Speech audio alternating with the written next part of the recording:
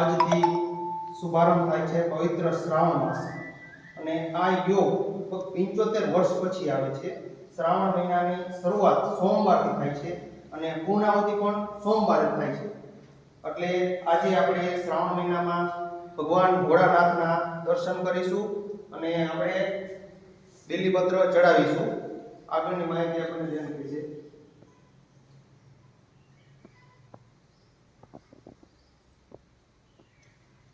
તો તમને બધાને ખબર જ હશે કે આજથી ચાલુ થાય છે આપણો ગુજરાતી મહિનાનો પવિત્ર મહિનો એવો શ્રાવણ મહિનો અને એમાંય પાછો સોમવારથી ચાલુ થાય છે। આપણે ઘણા બધા એવી રીતના હોય કે આખો મહિનો ના રહેતા હોય શ્રાવણ મહિનો, પણ શ્રાવણ મહિનાનો જે સોમવાર આવતો હોય ને એ સોમવાર આપણે રહેતા હોય ને તો આ શ્રાવણ મહિનાની શરૂઆત કયા વારથી થાય છે? આપણે થોડી જાજી માહિતી તો બધાને હોય જ છે કે શ્રાવણ મહિનામાં ભોળાનાથની આપણે પૂજા અર્ચના કરીએ, બીલીપત્ર ચડાવીએ, એ તો ખબર જ છે।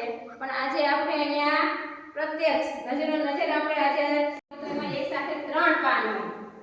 બીજું એનું ઝાડવું હોય ને એનું જે પાન હોય એમાં કેટલા 3 અને ઝાડવું જે હોય એમાં કેટલા પાન હોય? 3 પાન હોય। તો તમે અત્યારે અહીંયા બધા આવશો, શિવલિંગની પૂજા કરશો એટલે તમને ખ્યાલ આવે કે આપણે આ શ્રાવણ મહિનામાં કોની પૂજા કરીએ છીએ? ભોળાનાથ શંકર ભગવાનની પૂજા કરીએ છીએ, બરાબર? એટલે આપણે આ બધું યાદ રાખવાનું છે કે શ્રાવણ મહિનો કયા ભગવાનનો મહિનો ગણાય?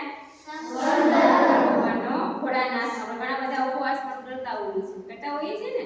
આજે આપણે બધું અહીંયા એ પ્રમાણેની વિધિ કરશું।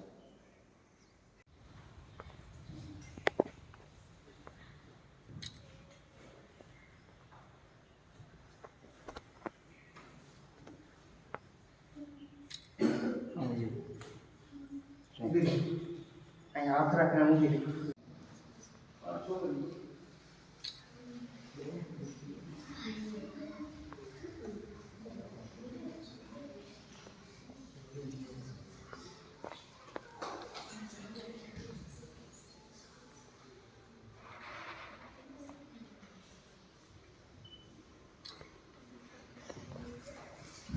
જયશું કાયો હજી બે આવો અને ઓલો ભાઈ દર્શન કરી લીધા આવો બે ત્રણ આપણે ગયા ઈસુ પર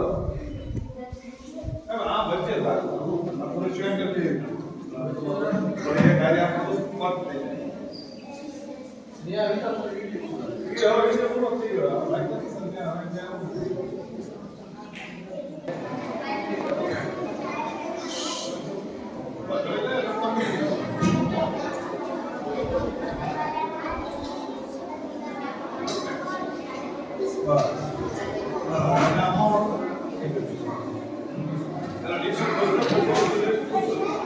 એક પીસા અહીંયા મૂકી દેજો પહેલા ભગવાન।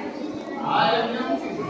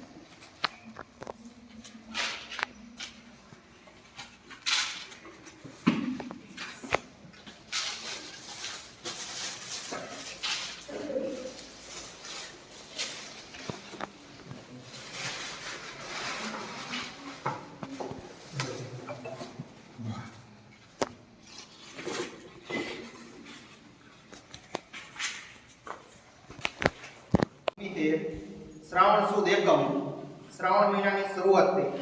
આપણે તો ભોળાનાથની પૂજા અર્ચના જ કરતા હતા, પણ સાથે સાથે પ્રસાદીનું થઈ ગયું આવું આપણે વિચાર્યું નહોતું. કુદરતી આયોજન થઈ ગયું. રઘુભાઈની આ બાબાનો જન્મ થયો, તેનું નામ દેવાંશ છે. એની ખુશીમાં તમને બધાને 94 પેંડા ખવડાવે છે. કહીશું ને આપણે બધા?